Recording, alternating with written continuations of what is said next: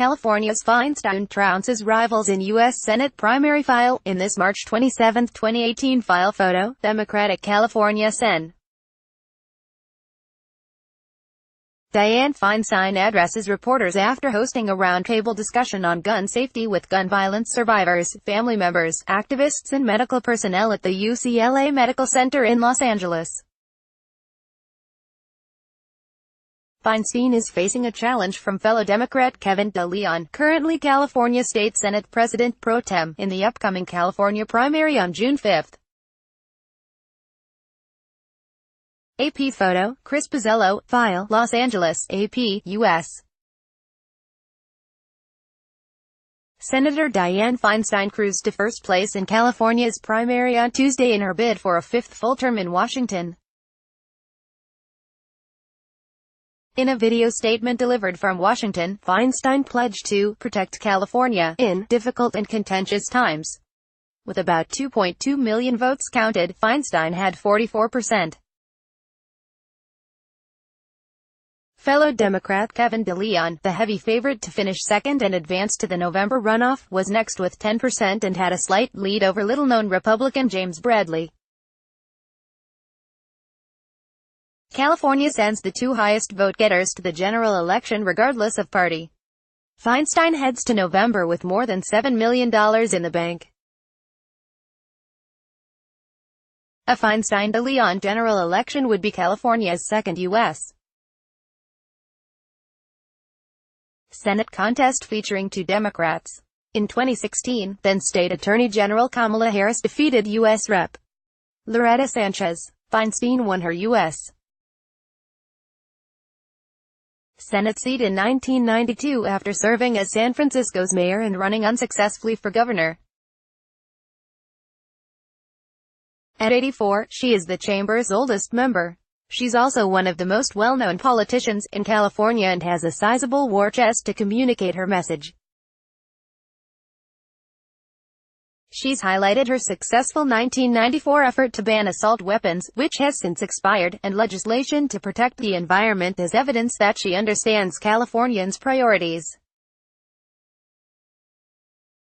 She pledged in her victory statement to fight for a federal minimum wage of $15 per hour, women's reproductive rights and universal health care.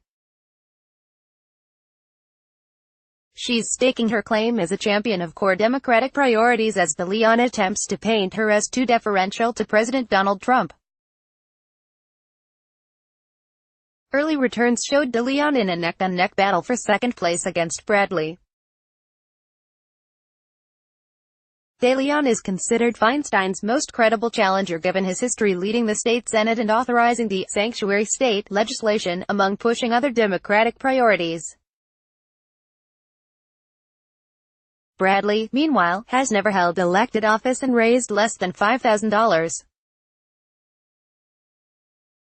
He generated some interest among Republicans after a one-off poll showed him close behind De Leon, helping him win the endorsement of a conservative San Diego radio host leading the GOP effort to repeal the state's gas tax increase.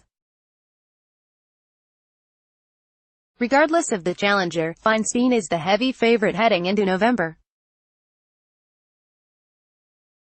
She has heavy name recognition across California and considerable clout in the Senate, where she serves as the top Democrat on the Judiciary Committee. But activists denied her the California Democratic Party's endorsement in February, highlighting frustrations among some of the most liberal members about Feinstein's interactions with Trump and stance on issues such as immigration. De Leon has sought to seize on that vulnerability by making the case that he better represents California's values in the Trump era. This race is a fight for California's future, De Leon told supporters Tuesday night. He stopped short of declaring himself the second-place finisher, but knocked Feinstein for allegedly coming late to a handful of liberal issues, highlighting her recent reversal on her decades-old support for the death penalty. Real leadership is doing the right thing even when no one is watching, or running against you in an election, he said. Sue Regan, a 66-year-old retired psychiatrist, said she voted for DeLeon because Feinstein is too old and too conservative on certain issues. Feinstein would turn 90 in her next term if re-elected. Feinstein's time is up, said Regan, a registered Democrat from Sacramento.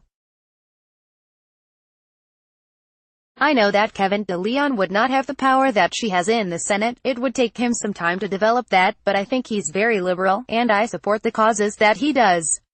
But Feinstein's age didn't stop 82-year-old Jay Smith, a registered Republican, from casting his vote for her. I went to Stanford and so did Dianne Feinstein, he said. I don't care how old she is.